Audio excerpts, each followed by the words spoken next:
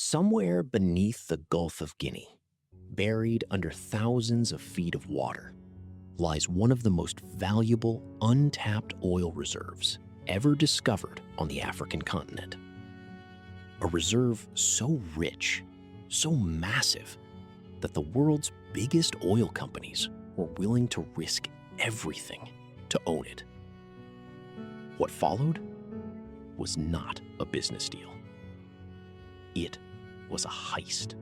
The year is 1998.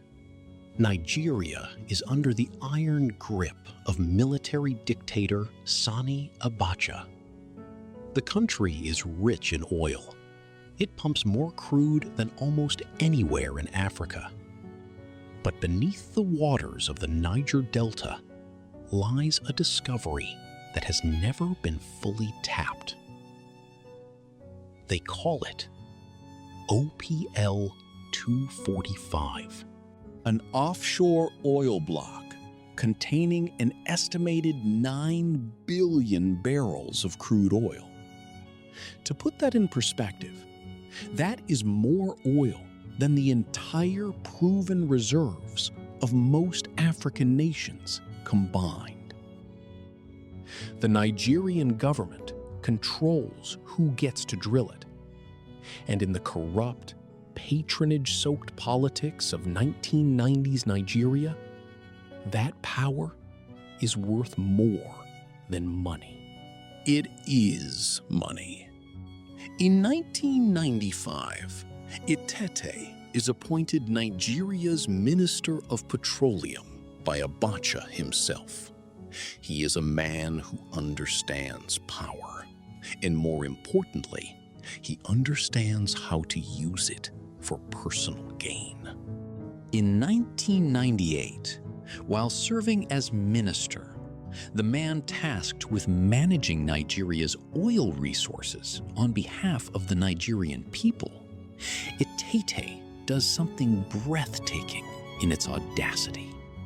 He awards the exploration rights to OPL 245 to a company called Malabu Oil and Gas Limited, a company in which he, the minister who signed the contract, holds a personal stake.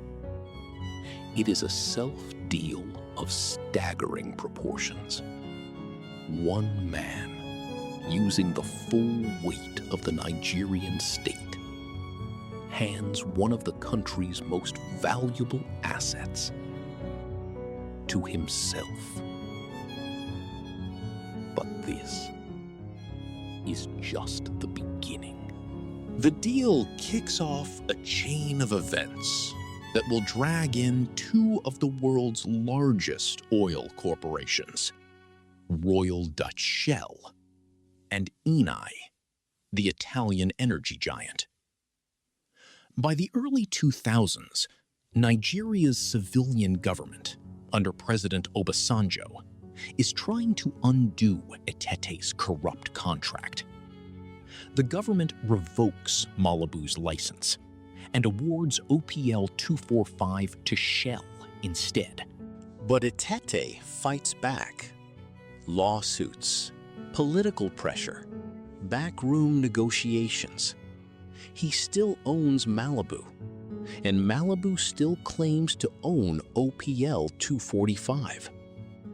For years, the block sits frozen, too contested for anyone to drill. Billions in potential oil revenue trapped in a legal standoff between a disgraced ex-minister and a Nigerian government that is, to put it mildly, not entirely clean either.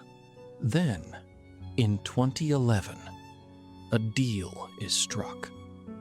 Shell and Eni agree to pay $1.3 billion to the Nigerian government to resolve all competing claims over OPL 245. On paper, it looks like a clean resolution. Two major corporations paying a legitimate fee to the Nigerian state. But investigators would later discover the truth. Of that $1.3 billion, $1.1 billion was transferred almost immediately out of a Nigerian government account, directly into bank accounts controlled by Malabu Oil and Gas, controlled by Dan Etete. Shell and ENI had not simply paid the government. They had paid a convicted money launderer, a man who had used the Nigerian state as a personal ATM, nearly $1 billion in exchange for an oil block. And both companies knew. Internal emails later recovered during investigations would show that executives at both Shell and ENI were well aware that the bulk of the money would flow to Etete personally. One Shell email, read in an Italian court, acknowledged the payment would go to, quote, a government official known to have been convicted of money laundering. They paid him anyway.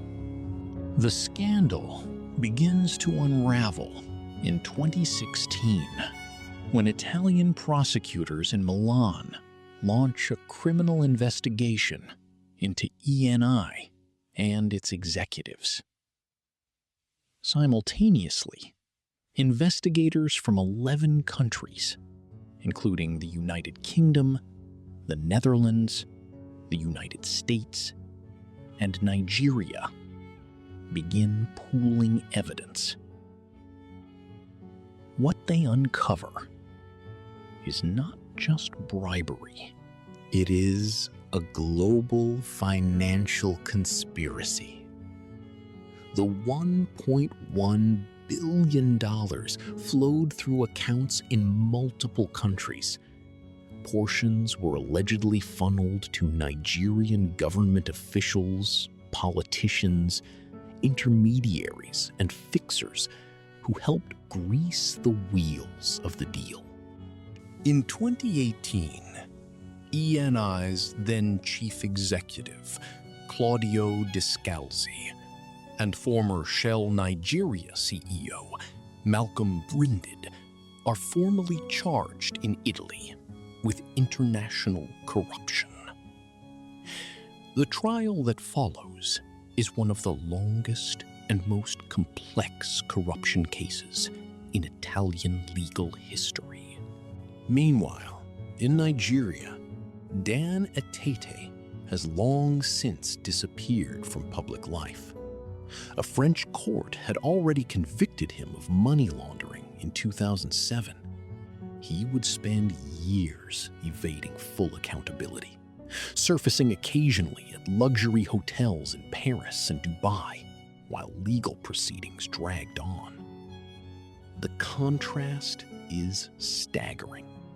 While billions of Nigerians live on less than $2 a day, their oil, their inheritance, their future was bartered for personal enrichment by a minister and quietly accepted by two corporations with combined revenues exceeding $300 billion. In March 2021, after years of proceedings, the Italian court delivers its verdict. Eni and Shell are acquitted.